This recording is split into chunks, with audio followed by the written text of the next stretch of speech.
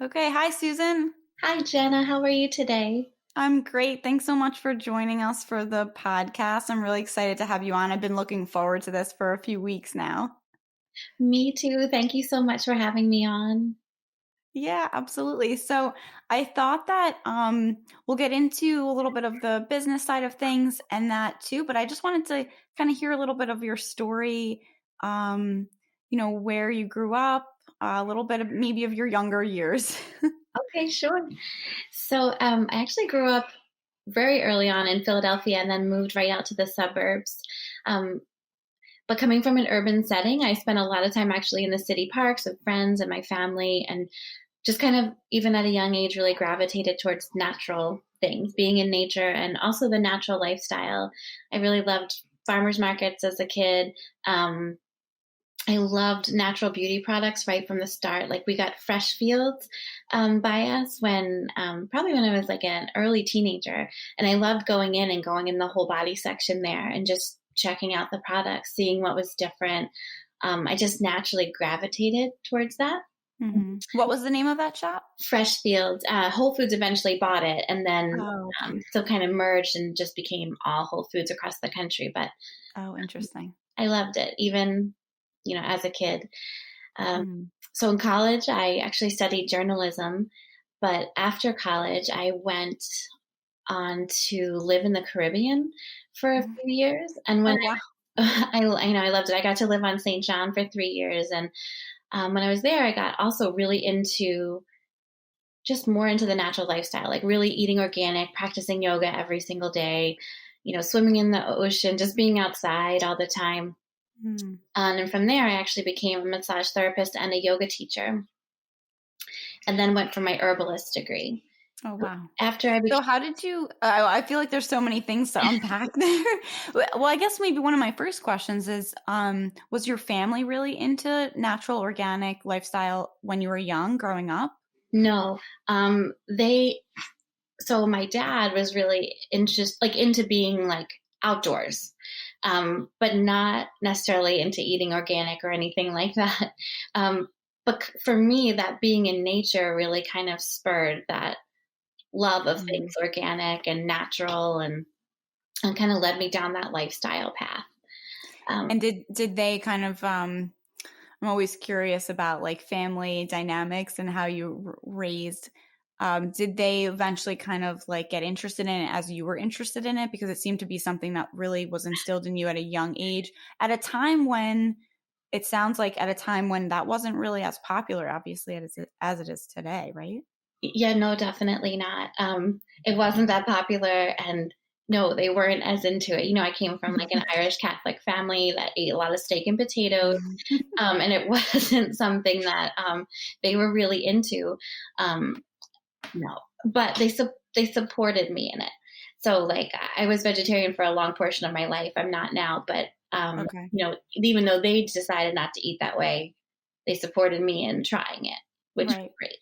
Okay. Um, yeah. So you also got experience like kind of making your own meals and experimenting, trying to kind of be vegetarian in a non-vegetarian home. Yes, yes, definitely. And going into that fresh fields actually too was like, a big turning point where I could see like, oh, here are all these different options that I didn't have before, Mhm.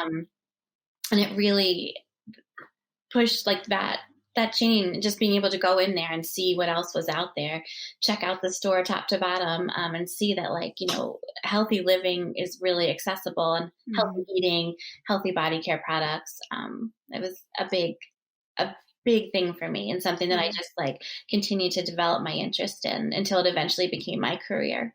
Yeah. Yeah, and so I was wondering as you were talking when you were going through this, and it wasn't as popular, were there, did you have friends who were also interested? Did you really just were you discovering this on your own, or was it kind of along with other people? Because obviously you said your family wasn't super into it. So, um, Yeah, curious about that. a couple of my girlfriends when I was in high school, they were also vegetarian and interested in natural lifestyle. And actually, some of their families too, like, would take me camping because my family was not not into camping. that family, no.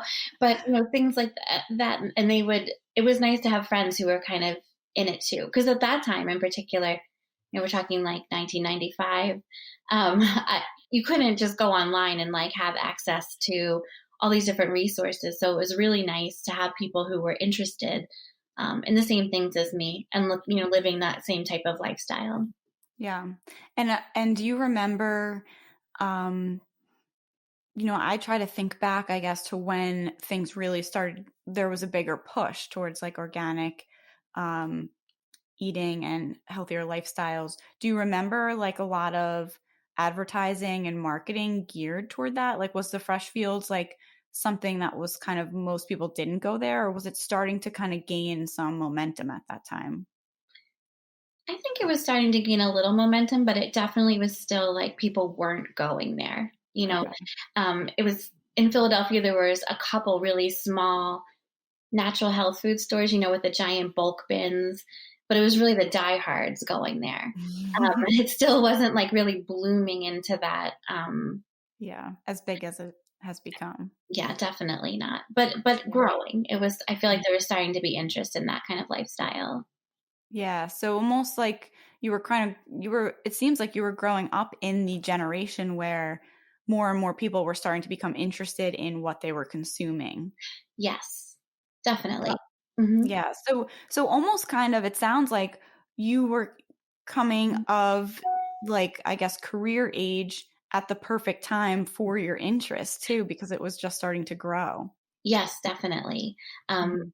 when I was around, I think I was 26 years old, and I had finished my herbalist certificate, and I wasn't exactly sure, like, how to get going with that. I actually started working on the floor of Kimberton Whole Foods, and I became their apothecary manager there.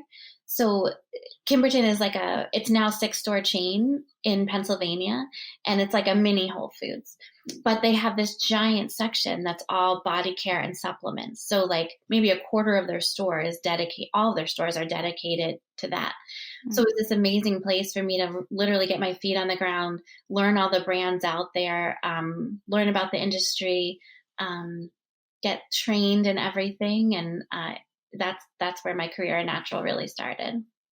And so going back to because you said you went to college for journalism. So what was Mhm. going on during high school? What were your interests that kind of led you to seeking out that degree? So I really liked writing in general, and just yeah, I guess it was that I loved writing, and my first job actually out of college was to help write a book that was about eco-friendly house building.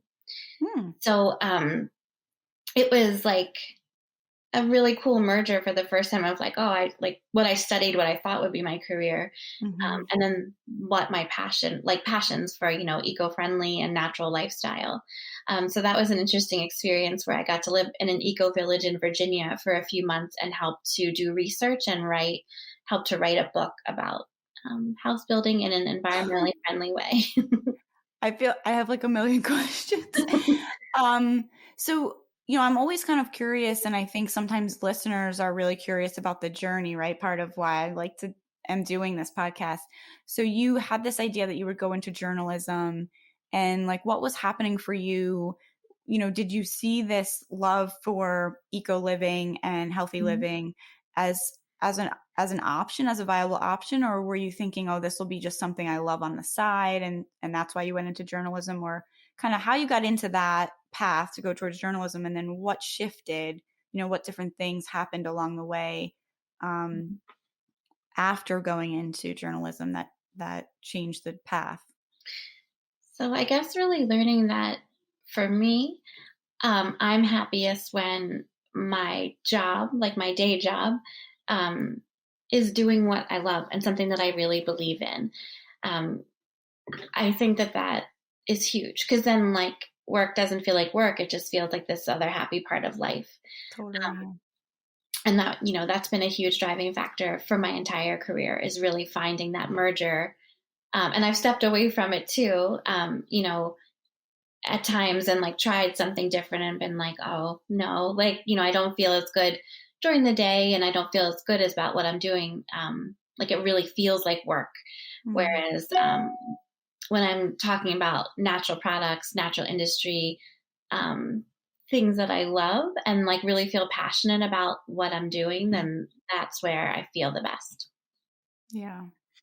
And how was that when you went for, because I imagine like most people when they go to college, either you're paying your way or your parents are helping. So were your parents really supportive? How, it seems like that's something that was instilled in you. Either it was your own belief system that you wanted to do something that you loved and didn't feel like you were at work, or something that your parents kind of instilled in you. So how was how did they play into that whole decision and the transition?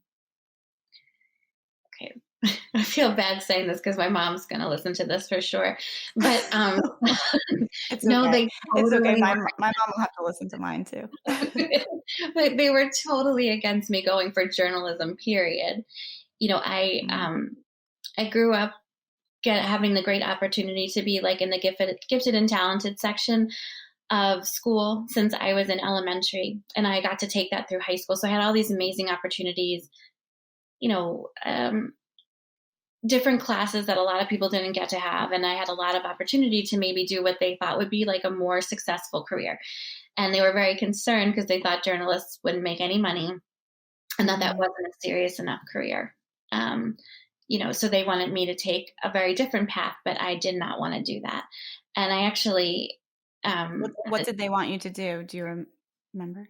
they wanted me to do, something like be a pharmacist, which I had no interest in, and I don't want to do that. Like I would never be. That's not something that I liked, or a lawyer. Something that would ensure that I'd be on this path to making a certain amount of money, and that's what mattered. Especially if you're Mhm. going to invest in education. Like going to Yeah. college. And when you were growing up, I imagine, because I think that's pretty common for certain generations, right? To feel like, well, we just want you to find something that's going to make you financially secure, so that Mhm. you know that because that was so important to them. Mhm. And I imagine that was something that was a belief of theirs for a reason, right? Like whatever they had been through or whatever they experienced that affected that perception. Yes, I completely agree. I think that my dad really came from nothing and became a very successful like engineer, also an environmental engineer. He worked on these super cleanup sites for Sun Oil, so he was able to also blend like doing good for the world with making a lot of money. And my mom, same thing. She's in the generation where women really had to fight for equality in the workplace. Um, she made it very far in her career, was very successful financially. And for them, that made them both really, that was what made them happy, to be able to travel, do different things. And that was what was great for them and gave them the security that they need. Hmm. So I think that they were just trying to, Right. push that onto me. Get Yeah. Give you the same experience or better. Yes. Yeah. Mhm. And it sounds like you were also coming up in a time when, it was starting to be a little bit more, I guess, popular, I would say, that you were pursuing something that made you happy versus, I guess your parents were a little bit lucky in a sense, right? Not everyone in that generation was doing things that they loved and good for the world and making good money. Yeah. So for you to say, well, maybe the money's not so important to me, but I really want to follow my passion, and that was different because it didn't quite jive, I guess, with what they thought would make them feel that you were comfortable, right? Yes, yes, Yeah. exactly. Yeah, Okay. and that was a lot of, intense conversations for, 17 years old, headed off to school. Yeah. How did that go? Like, how did you help them understand, or did they kind of just say, okay, we're just gonna not fight this battle? How did that go? So, at the time, they made me take the debt on myself because they said Okay. they wouldn't pay for it if Yeah. I wasn't going to be making any money, that kind of thing. Um, Hmm. but I was able to go for journalism. I went to a state school, that didn't, I mean, at the time, it cost, like, nothing per Hmm. year. And but then in the end, they actually did pay for my education. But I Okay. think at the time, it was just their way of trying to be like, "No way, this isn't gonna work out." Again, because like there's some sense of like, well, we're your parents, we know what's best, right? I think a lot of parents Oh, yes. Yeah. feel that way. And so how fast forward to today, um, and seeing your journey, how has their perception changed? So I think my mom is actually, so my dad unfortunately passed away, but Oh, my I'm sorry. mom, thank you, but my mom is like very proud of where I am today and Mhm. what I've done. She actually, this is very sweet. Like she gave me some seed money to be able to start doing this business, Natural Mama Boxes. And without that contribution, um, I probably wouldn't have started because, I was trying to get pregnant with my second. I had an almost 2-year old at the time and was working full time. And I was like, well, I don't know where all this fits, but she helped. And it was also a really good moment for us because other things that I've done, like even like that living in the Caribbean or Mhm. becoming a massage therapist, yoga, being in the natural industry, she was always kind of like, So this allowed you to come together. yeah. And it was like really like I felt super supported by her. And I felt like she really believed in me. I guess this is silly because now, I'm 41 years old. But Mhm. to have your mom like really be like, oh, especially for the way our relationship had gone with things I'd done before in my career, Mhm. felt like it was like a really interesting moment for us. Yeah. And for me to feel like she was like, oh, this is amazing. I'm really proud of you for trying this and trying to create your own business. And yeah. It sounds like you kind of felt like she finally got it. Like she finally kind of got you and accepted you. And I know you said, "Oh, it's silly because I'm 41," but I feel like we never stop wanting approval from our parents, you know. I would agree. Yes. Yeah, so it was an opportunity for you guys to really bond, it sounds like. Yeah. Yes. And she definitely, we packed the boxes in the garage. I have a partner, business partner, who right now he's packing the boxes because it got to be a little too much for me to manage doing that piece and all the other things. But Mhm. in the beginning, my mom helped me with all that stuff too. And, Wow. she comments on my Instagram posts all the Oh, time. that's great. Full circle, full Yes, circle. yes. I think it's a good story that you tell because, and I think sometimes, like you said, oh, my mom might not like hearing this, but it's valuable, right? Because it's the real story. And I think so many young people still have this same struggle where their parents might not quite understand or might not be totally supportive or might be concerned for their financial security. And how lucky are we, I think, not that, and we want anyone to struggle, but we're all going to go through some sort of struggle, and if we can share this experience. So I almost think it's like it sometimes can give people, especially younger people, like a sense of relief, like, oh, I'm not the only one who doesn't have support.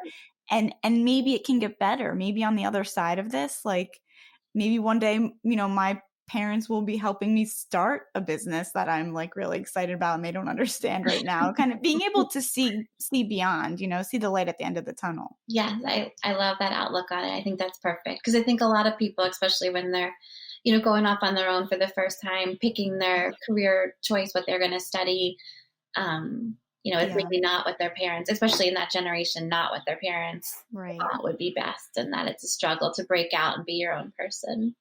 And I think, I don't know if you were raised in a similar way. My sister's actually starting her own business, opening an art studio in New York. And at first, my mom was scared because she has this full time job as an art teacher and she's making good money and, living financially safe and everything like that.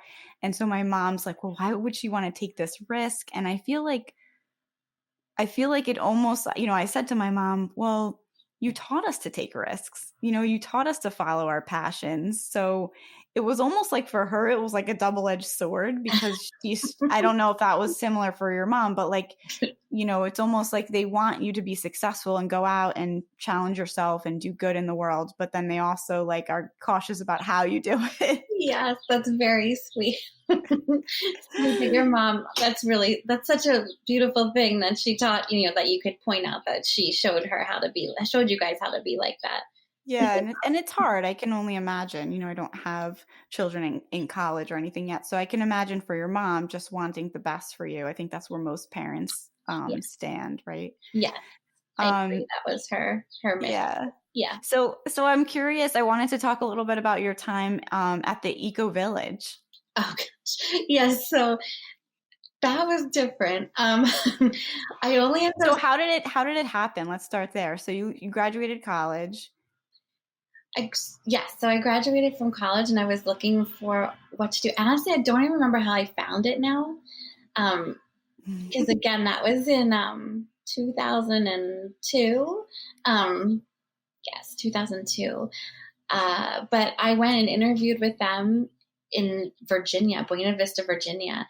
And I ended up just staying there for a few months because they actually didn't have a lot of the eco village built yet. So it was just me and the two owners, who were much older than I was, like older than my parents even at the time. And um, so what I ended up doing was after being there for a few months, they gave me a chunk of money for my contribution. Mm. And I decided I was going to go on this vacation to St. John for 10 days. And then I would kind of like come back and regroup and decide what I wanted to do in terms of a job. But then when I went on vacation, I loved it so much. And St. John is just so beautiful. And I remember when I was coming in on the boat to the island, just thinking like, oh, like I'm never going to want to leave here. And I kind of like, I made friends quickly. I was offered a job without even asking. It just kind of like everything lined up. And the friends that I had made, um, we decided to live together. So we found a rental, and it's just like all these pieces fell in line, and I ended up staying there for a few years. So Oh that wow. initial eco village job wasn't it wasn't what I thought it would be, but it was a cool experience. But What was like a typical day? on the eco village. So I would like get up and like get eggs from the chickens, feed the goats. Sometimes they had me run their tractor, which like I had never done before. But then I would spend the rest of the day like doing research and writing and like starting to structure the book. So like just communicating like to the both owners and like what they saw, what they wanted to communicate through the book, and then Mm. kind of starting an initial layout and then doing research, to start to fill in the blanks. Okay. So that's what I So did. so then so even though it wasn't what you expected, it kind of then I guess connected to like that next step in life. You're like, okay, well, I'm going to go take a little break and have a vacation that turned into a few years. Yes, yeah. And what were you doing there? The job that you kind of fell into, what was that? I helped to manage a bed and breakfast called the Tamarind Court, which is this it was just one of the most fun jobs that I had before I was in natural. Like people come there from all over the world. I got to run the office, and they have a little restaurant as well. So, I got to meet different people every single day that were traveling from all over the US and all over the country. It Fun. was really fun. Yeah, really fun. Did that also not feel like work? Because it sounds fun. So I would feel like And I would, no, it didn't feel like work. And you could just, go down the street and yeah. swim in the ocean. When I was done, it was pretty awesome. Wow. And how were your parents reacting to you being there? Because you had Also planned not to just be good. there short. Yeah, Not good. really not good. Was it just like constant questions like, when are you coming back? Yes, yeah. And of course, at the time, I was like, I don't want to be constricted to any time. I just want Hmm. to stay here and enjoy it. I'm loving it. And I did love it. It was really fun. And so you were there till, if I'm doing the math correctly, like somewhere in your mid 20s? Yep. Hmm. I, Okay. I think I left there when I was 25 and then went to Arizona for a year and then back to this area. Oh wow. Okay. So how did you decide like, okay, I'm done in St. John, like next move? So St. John is really tiny, and it's like 3 miles wide by 7 long, I think. You have Okay. to, you fly into a different island and take a boat. So you're on this really small space. And I was just ready for something new. I wanted to go back and do schooling to be a massage therapist and an herbalist. And again, at the time, like things like the internet and like web classes really weren't happening, at least not there. Like, Mhm. I still, you would go to like an internet cafe there Mhm. and like use the computer and pay for every 10 minutes. So it was like, there wasn't that option to be like, oh, I'm going to learn something like this remotely. Um, Mhm. but so that's why I ended up leaving. There was a great massage school in Arizona that doesn't exist anymore, but I went there in Tucson and then came back to the Philadelphia area so I could be closer to my family. So you finished the program there. It was a 1-year program? Yeah, Okay. and came back. And you came back and then you started working right away as a massage therapist or? I did, yeah. So I worked as a massage therapist for about a year. And then when I was doing my herbalist certificate, where the class was near one of the Kimberton Whole Foods. Mhm. And when I was there and I was like, witnessing everybody like interact and getting to talk about supplements and body care all day long. And I was like, I really like this. And then so I thought I Mhm. would give it a shot. And again, I was like at that point, like 26 years old, 26, Mhm. 27, right in there. And so that's where It just fell into your lap sort of. It sounds like it wasn't intentional. Like this was sort of just to make some extra money and then you discovered like, oh, this is maybe my thing. yeah. And I did, I loved it and it felt right. So So now, okay, so now at this point, is this when you said like I'm gonna start my own business? Was that point? no, that didn't happen for much longer. I was always Mhm. I liked the idea of working for myself, but I didn't know what that would be, Mhm. and also it's a little scary, like to try something like that. So, Right. Right. I didn't end up, I worked in the natural industry and I still, for the like rest of my career, um, till now. So I when I wanted to start the company was really, I guess, when I was pregnant. So fast forward, like I went from working on the floor of a store to being a key account manager that worked primarily with Whole Foods. I worked with a large brokerage where we represented like 80 different brands that were in the natural skincare and natural supplement space. Okay. And then I would work with Whole Foods corporate and represent those brands. So instead of them meeting with 80 people, they would just meet with me, and then we would go over like promotional schedules, new product launches, things like that. Um, Okay. So you were sort of helping facilitate some of that. mhm. Okay. Yeah. So for those brands that I represented, I basically drove the relationship between Whole Foods and those brands for the Right. Mid Atlantic region. Okay. Mhm. And so like I guess not slowly, but you realized this was really a passion and you worked for several years with that in that role? Yeah, I was there for almost 5 years. But then yes, so I went from doing that. I was pregnant and having to travel to DC every week Oh with my wow. daughter. So this is something that also, another thing that kind of drove me wanting to create this company and opening it was that since I'd been in the natural product industry, and at that point it was for over a decade, I, a lot of my friends of friends, local doulas, things like that I was friendly with, they would always ask me like, well, what can I use now that I'm pregnant? And they would, or they'd like literally like their random friend that I hadn't met before would call me and say, I have heartburn, but what can I use? Like, what's really safe? So it's like Mhm. I started to realize like there's a there's a lot of value in like what I had known that maybe other people just didn't know. Like when you become pregnant, for a lot of people, it's like the first time that they're really like concerned with labels or Right. what they're putting in and on their bodies. So like, and I also really like talking to people about it. So I was always like, sure, whoever can call me. Like, I love talking about this. We'll talk about it all day. Yeah. We talk about it all day for my job. And I kind of just from there was like, I wish that there was an easy way for women who are pregnant and new moms trying to figure out like what's okay for them, what's okay Mhm. for them to eat, what's okay for them to put on their bodies, what's Yeah. okay for their babies. And then so that's where the idea really came from, and where I was like, I really want to do this. Um, It sounds like too, I mean, a lot of things kind of come out of the same sort of pattern, right? I mean, if you think about even like things that have grown as big as like Amazon. Like there was a need, people were coming to you for a need, and you noticed that there was sort of maybe a gap in what was available to them. Yes, definitely. That's exactly what it was. And it was, interesting because like I had the idea, but then I Mm-hmm. was like, well, I'm pregnant. I have this crazy job. And then on my ride down to DC, which was every week, I would listen to things like Jenna Kutcher's podcast, where she talks about how to start your own business, in like every Mm-hmm. episode, and Guy Raz, how I built this. And so I was just like listening, listening, listening, and like kind of like absorbing all the information I could, but then also thinking like, I'm pregnant for the first time. I how could I be working and start a business? And I kind of like pushed it off a little bit.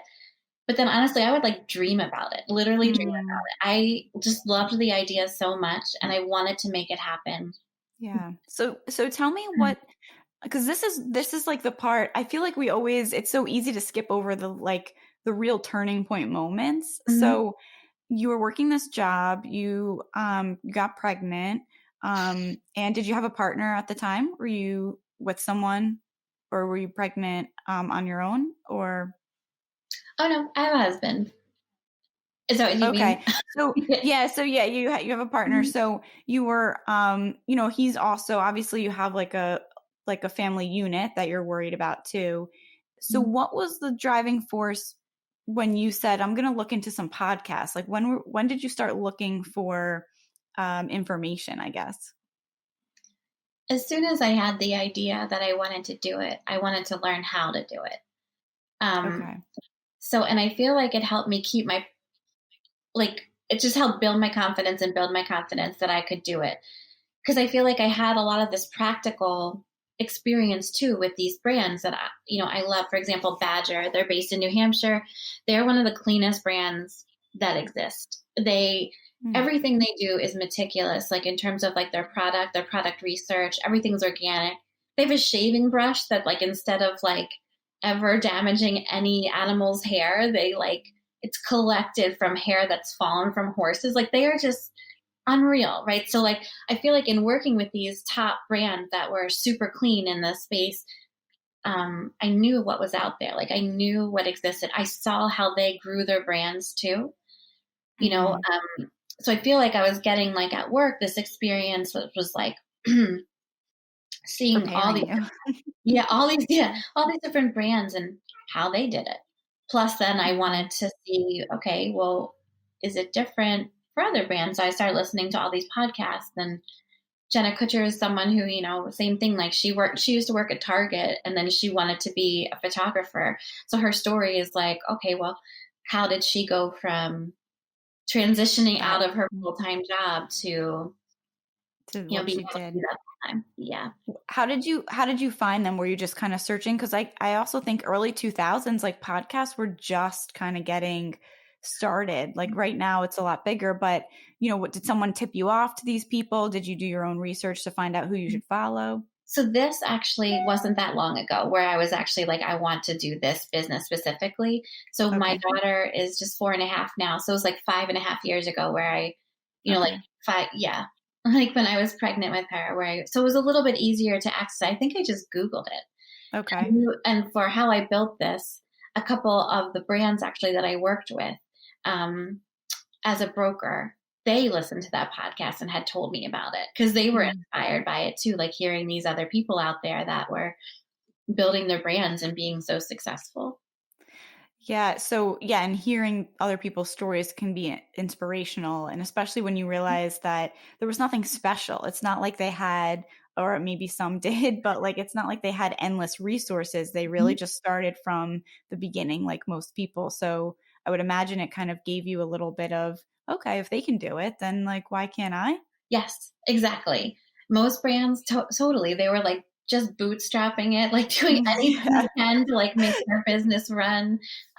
Yes. Yeah, I think, and that's also like a good message, I think, for people who might be listening, who are maybe thinking about being entrepreneurs or are already in the process, and like that whole idea of like fake it till you make it to some degree, like get it Yeah. started. So that's actually if I could tell that that's actually part of what I did. Really? Yeah, so we opened our doors in July of 2019, but in January of 2019, I started the Instagram and social media. Mm-hmm. So what my mom gave me as like this little seed money, I took it and I bought enough products to make one of every of the boxes Mm-hmm. that I could, Mm-hmm. so that I wanted to sell. And I took like a unpaid week off and like paid myself with some of that money too, so like it would work out, and like started the social media and a plan for what I wanted everything to look like an actual plan where I wrote it down. Mm-hmm. So I just started doing the social media, taking my husband he takes amazing pictures. So he took these beautiful pictures of the products and the boxes. Mm-hmm. And I was doing the social media every day. Like before my daughter woke up, or like, to be honest, like while she was having her bottle, I might be like just there being like, okay, here's this post, and like writing about it and tagging it. And Yeah. so I put it up there, but we weren't open yet Mm-hmm. because I actually didn't have any money that we could invest. We were going through fertility treatments to get my son, and like Mm-hmm. every dime was going towards that. Mm-hmm. And so we I just did the social media. My husband also told me, like, he has this blog called Peppermeister. He grows like an absurd amount of like these rare and super hot peppers, and there's a market out there for that. And they love it. And like he grew this like great social media platform. And Yeah. so he told me how he did it. And so then I just did it for the boxes. I Wow. was kind of like putting it out to the universe, but I had no idea how am I actually going to pay money for a website to be built, Mm-hmm. or how would I buy the products, like buy enough products to start so that like when Mm-hmm. people order it, I have something to send out. Right. So I did that, and we actually got 2 offers from people to be my partner. Um, Oh, from the social media and just the yeah, marketing yeah, piece it of ended it? up to be actually friends of ours, but like people who like I didn't know that they were looking for that kind of thing. But through seeing that I had started the social media, started asking if I would be Mm-hmm. interested, one for an investor, one for a partner. And the one investor actually offered us like a pretty large chunk of money, but then the person who offered to partner with us offered us just enough, plus like his personality. He'd been in the women's health space for like almost 20 years. At the Mm-hmm. time, he was a stay-at-home dad for 3 years. Him and his wife are amazing. They have 3 kids, and they live the natural lifestyle, to a T. Mm-hmm. So that his name is Rob Bland, and then he ended up. So we are partners in this business, and So that ended up being it sounds like a better fit for you. yeah, yes, and that's Mm-hmm. really important. I feel like because the other person, even though they were offering like a good chunk of money to help, they didn't really believe in it. Rob believes in it. Rob believes in Mm-hmm. all of it, and it works really well. And I'm very glad that we made that choice. That's awesome. Oh Yeah. my God, such a good story too, because you really just kind of you put it out there like Yeah. as if it was like full blown production mode, and it just like speaks to how much social media can put a perception out there that you want that may or Mhm. may not be the reality but can become your reality. Yes. And Yes. I'm curious, so just go back to, because you said you were pretty afraid, like you had some fear. What was that fear about for you, and how did you overcome it? Okay. So kind of by default, because I was afraid to leave my job that I had before, and I also was like, oh, I'm this new mommy. How could I juggle this big job where I travel with being a new mom and then also start a business? That's like really daunting, and like I can't just not work. Like we're like that wasn't something that was like in our reality. So Mm-hmm. um when Amazon bought Whole Foods, they waited 1 full year to make changes, and instead of having these regional corporate offices, everything went to Austin, and everyone with a job like me, they also decided they were no longer going to work with brokers. They wanted to go direct to the brands. So my job no longer existed. Okay. So I got laid off for the first time ever. Only Hmm. time, thankfully. But like, And you're pregnant at this point. I actually had her. She was Yeah. already born. Okay. Mhm. So I did have her when I got laid off. And then So it was kind of like, okay, I'm probably going to have and I got a nice severance package. But I was also, I'd never been without like a job. So I was like, oh, like I have to look for a job. And like, but I Mhm. also thought like, this is it. Like, this is like my opportunity where like the universe is kind of like, here's some time that you are going to have enough money to be paid. You can have all this, you can have extra time with your daughter and start this business. So that's what I did. Mhm. And when I found another job, which honestly was like a month later, so I had this like month and a half, something like that, like chunk of time where I could really make everything start to come together. Mhm. So the universe gave you a nudge. Yeah, yeah, exactly. And then the job that I did get was interesting because it was like the first time I worked like a flexible hours job where I could really like make everything work. Like Um, have some steady pay coming in mhm. and also dig in a little deeper to starting the business. Yes. And Okay. then also spend time with my daughter. Like it was kind of a Mhm. crazy, like I would sometimes be working, like late at night, which I'm Mhm. sure most moms do, especially if they are entrepreneurs with other jobs. And I know you do multiple things, so I'm sure you're doing the same thing where you like Yeah. work where it fits. Um, so Mhm. that's kind of like I feel like I was fearful for sure, and then the universe was like, "Here, there you go," and then like, Yeah.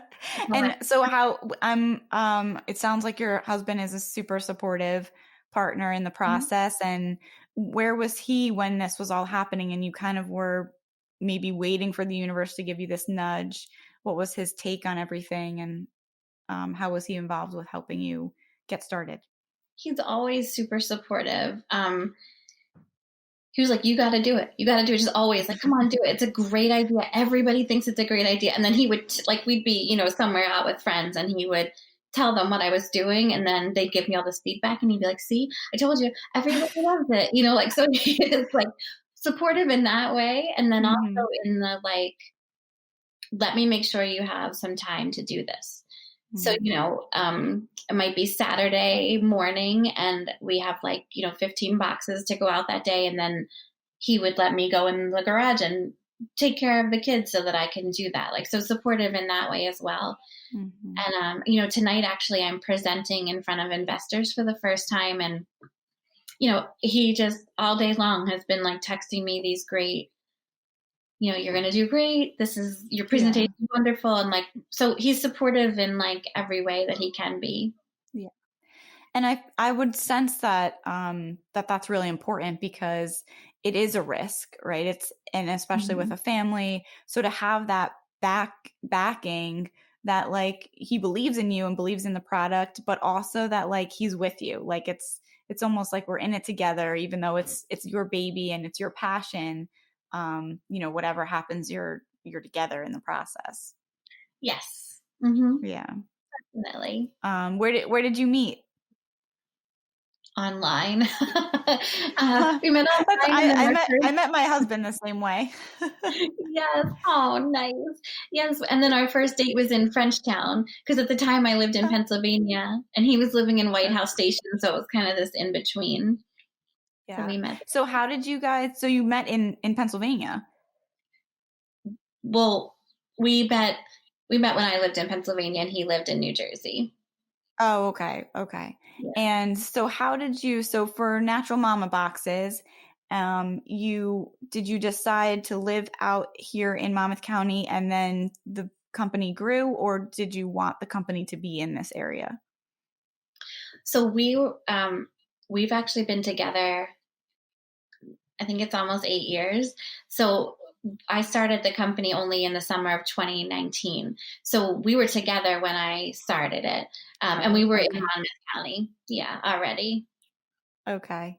And I know so yeah, so let's talk we've talked so much about I love hearing about the lead up to the business and how it all got started and some of the, ups and downs and you talked a little bit about your fears. So why don't you give us like your I guess elevator pitch of Natural Mama boxes?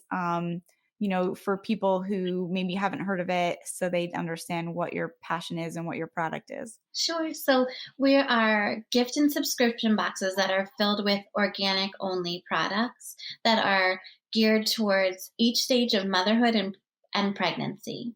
Okay. So all the products really are the cleanest and the best out there. They're products that I've tested, friends tested, products where I've have a relationship with the brand, know what Mhm. they're doing. And they're also products that are really meant to bring comfort. So instead of just being like, oh, here's a face toner that's safe to use during pregnancy, it's like, you know, in third trimester, here's this organic peppermint foot and leg balm that is going to bring you relief and comfort, Mhm. and here's this organic heartburn tea that is going to be a safe, easy, quick option that's going to like relieve the heartburn and also bring you some comfort in making this like relaxing tea. So we really are, trying to both drive home that like that organic and safe feature, and also that they're like products to bring comfort. Do you also find that I think that the nice thing about that is that I think there is a huge market for it. And I also even find, in my own journey towards trying to get pregnant and possibly looking at fertility treatments, I know that Mhm. you also mentioned that you did that for your son. I think there's a lot more women who are talking about these things, Mhm. whether it's their stressors and struggles during pregnancy or even prior to and trying to get pregnant. Have you found that this has brought together people, in that way, with their struggles, that these products have also helped people feel like they're not alone in some of those struggles? So I hope so. Um, Yeah. when we first one of the things that I want to do actually is have a box that's specifically made for people who are going through fertility treatments or just trying to conceive. And when Hmm. we first started, I had a box like that, but I don't even want to use this word, but I didn't really know how to market it well. Hmm. And I feel like further into the journey, I do understand better now, like how I can actually reach that community and people going through that, where at the time I didn't. So it was kind of this like natural mama makeover box where it's like, here are the things that you use every single day because for a lot of people going through fertility, one of the first steps is to really clean up what they're doing in terms of products, like products that they're putting on their skin, products they're using at home, and food. Um, Hmm. so it was like things like a deodorant, face wash, moisturizer, things that you Use every day. use every day, but that when you're going through that process, it's really important that they're super clean, because that can be an Yeah. issue for some people. Obviously, like the toxicity level in our products is shocking, like in standard products out there. And I think that that's probably not, it's not really a conversation that a lot of people are having, when women are trying to get pregnant. I think because it is such still a difficult topic. And I really appreciate you sharing that, so freely, that you went through fertility treatments, because, it allowed me just a second ago to say, yeah, I might be considering this. And this is something that, I might be going through. I think that that's hard for women because they're sort of, and I guess you have a lot more experience, but I think a lot of women feel like, well, nobody else is struggling. Like I must be the only one struggling because no one else is saying it. But then when you actually open the conversation, if somebody's brave enough to say it first, I tend to feel like more people are going through something, in terms of fertility struggles Mhm. than not. It's just that it's not well known. It's not like an obvious thing. Yeah. And I guess, I'm just grateful that you did bring that up. And I'm wondering like what, if you were talking to other people who maybe are struggling or getting ready to conceive and they just don't know what they don't know, Yes. what would you share with them? So that a huge well, one, that they're not alone, and I think that that's something that is a really one of my larger goals, is to really be able to take this and create community for that, like for people who are trying to conceive, Hmm. create community for new mommies, and as a side note, I think one of the things that have come out of the pandemic of this last year is that a lot of people are bringing that support virtually. Like, there's two companies that we're just talking with right now. Like, one is called Nuri Mama, and the other is Nest Collaborative. And Nuri Mama is a company that's actually, creating like a food service for people who are trying to conceive and also postpartum. So trying to conceive, the meals are made of like, super clean organic food, and everything is meant to build you up and to help you with fertility. So, I want to be able to Mm. offer community to people, but then also offer these resources out there, because I think when you start, for me and like anyone I've spoken to going through fertility treatments, it's so overwhelming and there's so much emotion around it. Like Mhm. how you feel about yourself, how you feel about the process. It's like, and then your partner and their feelings, like it's a lot. And Yeah. I think that I remember when I was going to the fertility office, we actually had to go through fertility for my daughter and my son. For my Okay. daughter, it was really easy. It was like one IUI. And I was like, Mm. wow, this is so, like, we're so lucky. And then for my son, it was six. Mm. So it was like this really intense, long process. Mhm. And when I would go to the office, sometimes there wouldn't even be a place for me to sit down. There were so many people there. Wow. Um, there's so many women going through that and going through it silently. And I think that the more people talk about it, the more it normalizes it. Mhm. And then, like, also, like you said, there's a lot, like, sorry for what people don't know. It's like, I don't know, like the more you nourish yourself and also like give your body the chance to like not have these toxins going in, whether it's food, body care, your cleaner that you use to clean your bathroom, like all of those things actually really do affect your body.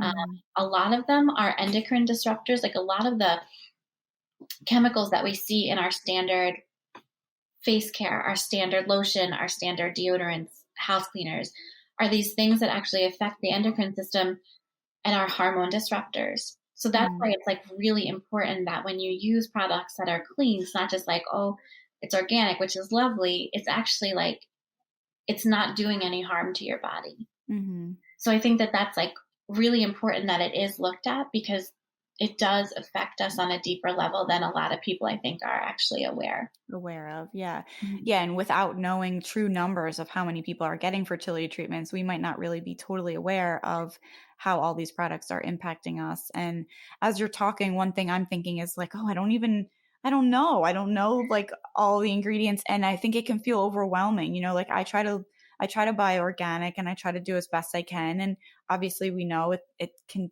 be a bit more expensive to live that kind of lifestyle, Mhm. depending on what degree you go in doing so.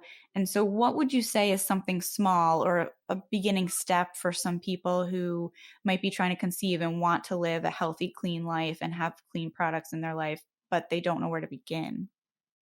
So, I guess two things I'm thinking of. And one is, if you're out there reading ingredients, it is super overwhelming, right? Like Yeah. so overwhelming. And a lot of so the easiest thing that I think you can do is like if you're looking at a product and you cannot pronounce it and it sounds like, it's like some There's word, like 15 syllables. yeah, then that's probably not for you.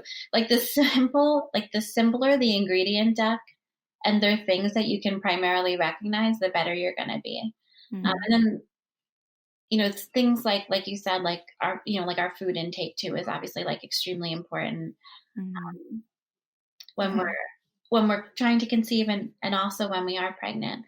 There's a Yeah. lot of cord blood studies out there too that show like how the toxins that are in our, skincare, in our foods, because food obviously it transfers to the baby, but Mhm. also this skincare and like our stuff that we use in our household, there are a lot of studies out there that show that it is in the cord blood of the baby, and like that those toxins are getting to them as well. Mm. So I guess being more mindful and taking some small initial steps, Yeah. and just kind of baby stepping it maybe. Baby steps are the easiest. There's also, baby steps, yes. Simple Yeah. ingredients in our food and also in our body care products. They don't have to Mhm. be like a 40 ingredient long, half the bottle, list to make an effective product. It can be very simple stuff that we use. Mm. And then there's EWG, which is called Environmental Working Group. They have an app that's really wonderful that you can easily look up on your phone. If you're at a store, you can put an ingredient in, or you can put an actual product in, and it'll give it a rating of safety. Um, Oh, wow. so that's another really great resource for people that are just getting started, because they can easily And go that's, into yeah, EW. sorry, I didn't mean Oh, that's okay. EWG. hmm Environmental Great. Working Group. Yeah. That's great. I feel like I'm learning so much too, even for like myself. Um, so with your products, tell us a little bit about some of the different packages. I'm sure there's lots of options, but maybe some of the popular packages and what comes in the package. Sure. So we have a box that's for each trimester. So the first trimester, second, and third. And then Mm-hmm. each of those boxes contain products that specifically are meant for that trimester. Like the first trimester box is always going to have, the morning wellness tea that helps with any sort of morning sickness. Um, something pepperminty for aromatherapy, and again, everything organic. And then we have, so each box is really tailored to fit the section of pregnancy that you're in. And then the new mommy box, has things like great, like, peaceful mama tea, to help stay calm. Again, aromatherapy also for calming, and we have something in there also for energizing, since that's kind of, everybody's very tired when they're a brand new mommy. So things, and then it has things like organic dry shampoo, you know, just because obviously when you're a new mom too, you might not get to the shower every single day. So we really try to like pick things that are very specific for that time in pregnancy or motherhood that you're at. That's awesome. What is there anything else, I guess, that you would like to share about the products or, um, just in general, any advice for moms, pregnant or new moms, anything you want to share at all? Sure. Well, something about the boxes, actually, you mentioned this, and this was a huge mission as to why we're priced as we are. Like right now, we're at just $39. Hmm. We want to make organic accessible to everybody. So that was one piece. A lot of the boxes and subscriptions, like if you buy an individual box, it ends up being like, close to $60. And my mission, obviously, like I would love for this to be my full-time everything, and I want to Hmm. see it grow. But I want to keep it so it's accessible, so that like when people look at that price point, if they know they're going to get a box full of products, it's not like too daunting. Like, I'm not sure, Hmm. if I can spend that or if I want to spend that. So I Yeah. really wanted to keep it at an affordable price. And Hmm. the other piece is that I want it to be so easy. Like you said, like when you're pregnant or like starting to get pregnant, like you could know that you're going to get this box that's been, expertly curated. Like those products are all tried out. The ingredients are vetted, Hmm. so that that it's like, it's clean, and they're good products. Right. And especially it's from, it's nice that we got to talk about your experience and your background in the job previous, because it really allowed you to gain the skills and knowledge to do what you're doing really, really well. Yes, I agree. I feel like Yeah. every step of my career has like led me here. Yeah. And so you don't currently have a storefront, right? No, just Everything's online hmm and you ship all throughout the US? yep, we ship everywhere. Just the U.S., not out of the country though. Right. Okay. That's great though. Um, and I guess we'll definitely link some of the things that you mentioned. We'll link into our notes. I have a few questions that I go through that I ask every guest, if we could Okay. do that before we wrap up. Yeah, sounds great. Okay, so I just call it the fast five. Okay. So the first is your current guilty pleasure. Oh, dark chocolate. I love that. That's a good one. That's a great one. Okay, and your favorite box. What box have you created for Natural Mama boxes that really for you is something like if you only could have one product, that would be this box? the new mommy one. I just feel like when you're a new mom, you need that extra love. Such a life's changed and all the attention goes to the baby usually, but the mom really needs some love and comfort too. So that one. Okay. So if someone's listening and has someone in their life that's going to be giving birth soon, that's a good one. Yeah. Awesome. Who would you love to have a meal with, alive or dead? Probably Jerry Garcia. So I love the Grateful Dead, and I've been a fan since I was like 12. Okay. So, Wow. my parent, that's another parent influence. They really love music, and I still love Yeah. the music. So I pick him. Is there anything you would want to ask him or specifically talk about? Yeah, like when they were starting, like, did he ever think it would get like that? Like this huge following of music that lasted for so long. Yeah. Yeah. Yeah. That's a good one. I feel like a lot of people, I even hear artists talk about like, oh, when we sold out to 200 people, we thought we had made it. And then when we sold out to 500, we thought we made it. And then it just kept growing. That's Yes. a good Very question. cool. Any book or series that you're watching or reading right now that you're really into? Well, so my husband and I really like to watch this show called Impractical Jokers. Oh my God, that's my sister and I love that show. It's Yes, so good. you do. I love it too. It's just so silly and it always makes you laugh. So Yeah. I'm a And huge we fan. need more laughter in this world, I especially agree. nowadays. I agree. That's awesome. Great. Um, and do you have like a current life motto? Anything that you live by? Words that you live by? Uh, a lot of gratitude. Mm. Going back to also that fertility stuff we talked about, I think the fact that I actually was able to have two children, whereas I wasn't sure if I could have any. Mm. I feel like when I see my kids and I'm playing with them and we're together, like being able to be present with them and just like I feel such immense gratitude for both of them. Mm. So That's gratitude. amazing. I feel like, and gratitude's like this huge buzzword, nowadays. And I never really, I remember years and years ago, I had heard, gratitude is really therapeutic and it can really change your brain waves. And I was like, oh yeah, that's, great. And I'm a therapist, right? And so it's somewhat kind of comical, but then I started a gratitude journal and I was like, oh, this is actually like a real thing. Yeah. I love that. I But it's agree. so true because and our brains are so geared towards what's not going well that we almost have to put intentional effort into the good.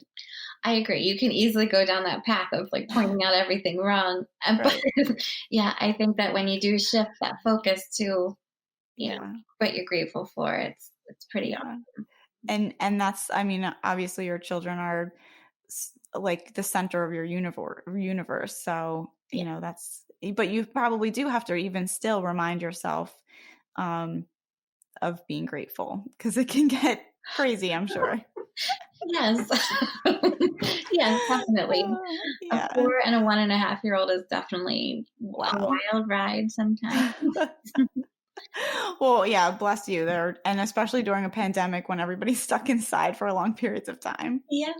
It's yeah. Even, and, just to kind of bring it back to the business, like even more reason for people to pay attention and show love towards people in their lives who have young ones or have just given birth, right? Because normally in non-pandemic world, we wouldn't have to worry so much about being isolated because, hopefully within a few weeks of the baby coming, you get out, you have people helping you. And now it's a lot more challenging. So I guess, like I said, my point is we probably need to be taking care of our new moms even more than ever before. Yes, I agree completely. Yeah. Yeah. Yeah. I love it. I like already have two people in mind I'm going to go on and pick up the new mama box. I was trying to figure out which one you were going to recommend. Well, thank you. Yeah, I really do feel like it's like you said, especially during this last year, what a difference. Because I mean, my little guy was like 4 months old when the pandemic started, so he like spent most of Time. his time just like being with just us, Yeah. and also like to not have that little relief of visitors and Mhm. grandparents or friends coming to hold the baby while you take like an extra long shower, that kind of thing, like it Yeah. is different. So Yeah. yeah, I think moms And need a little extra love for sure. yeah, and I think hopefully not for too much longer, right? Hopefully Yes, we can all get those breaks and have someone take them off your hands so you can get a little date night in. yes, that's super important. Very important. Yeah. Well, thanks so much, Susan. It was Thank so great you. to have you on, and I think we'll probably have to do a follow-up because I can tell that your business is gonna grow. You have some really great things going on. Thank you. I really hope so. And it was so nice to meet you and talk to you. So thank Yeah. you for having